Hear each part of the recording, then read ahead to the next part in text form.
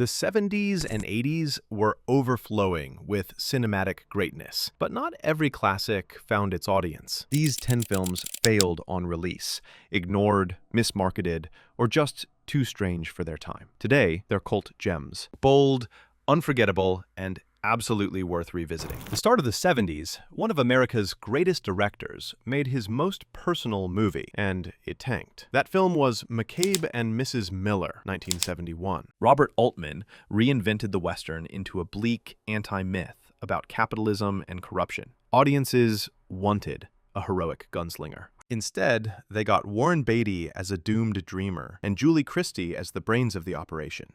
Slow, melancholic, and shot through fog. It was too strange for its era. Today, it's regarded as one of the greatest revisionist westerns ever filmed. By 1974, Francis Ford Coppola was on fire. He gave us The Conversation, 1974, tucked right between Godfather 1 and 2. Instead of gangsters, Coppola made a quiet paranoia thriller about a surveillance expert, played brilliantly by Gene Hackman. It won the Palme d'Or at Cannes, but at the box office, it barely existed. Too slow, too subtle, overshadowed by Coppola's own blockbusters. But in today's world of digital surveillance, it's more chilling than ever. Fast forward to the late 70s. Paramount released a strange, gothic musical that confused critics and audiences alike, Phantom of the Paradise, 1974.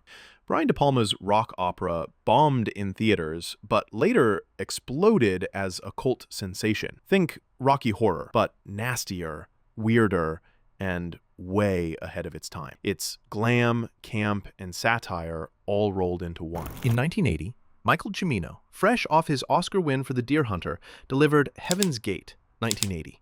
One of the biggest box office disasters in history. United Artists collapsed because of it. Bloated, messy, but also visually breathtaking. What critics panned as indulgent is now reclaimed as a flawed masterpiece about immigration, greed, and corruption in the Old West. A year later, audiences met Blowout, 1981. John Travolta as a sound technician who accidentally records a political murder. De Palma again, this time crafting one of the bleakest conspiracy thrillers ever made. Critics praised it, audiences ignored it. The finale remains one of the most devastating endings in cinema history. In 1982, Ridley Scott released a sci-fi film that bombed, then changed cinema forever. Blade Runner, 1982. Yes, now it's iconic, but at the time, critics called it cold and confusing. Harrison Ford's moody detective story clashed with summer blockbuster expectations. The film grossed only $30 million on a $28 million budget. Today, it's one of the most influential films ever made. By 1984, David Lynch unleashed his first studio feature, Dune, 1984. A $40 million box office flop. Audiences laughed, critics panned it. Even Lynch disowned it. But Lynch's surreal vision of Arrakis has become a cult phenomenon, admired for its strangeness, boldness, and sheer ambition. The same year, audiences missed out on Paris, Texas, 1984, Wim Wenders' haunting road movie. Harry Dean Stanton delivers a career-defining role as a man reconnecting with his son. Slow, poetic, devastatingly human. It won the Palme d'Or, but outside of Europe, barely seen. Today, it's considered one of the most powerful independent films ever made. In 1985, Terry Gilliam released Brazil, a dark, satirical nightmare about bureaucracy gone mad. Universal tried to bury it, calling it uncommercial. Gilliam fought the studio, and the Love Conquers All version was butchered. But the director's cut remains one of the great dystopian masterpieces, blending Orwell with Monty Python absurdity.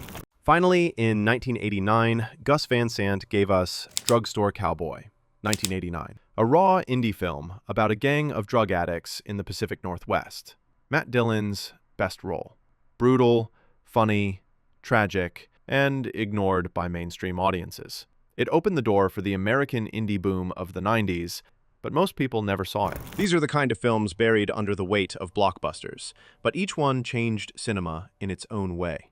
Forgotten, misunderstood, and waiting for you to rediscover them. Which masterpiece should I unearth next?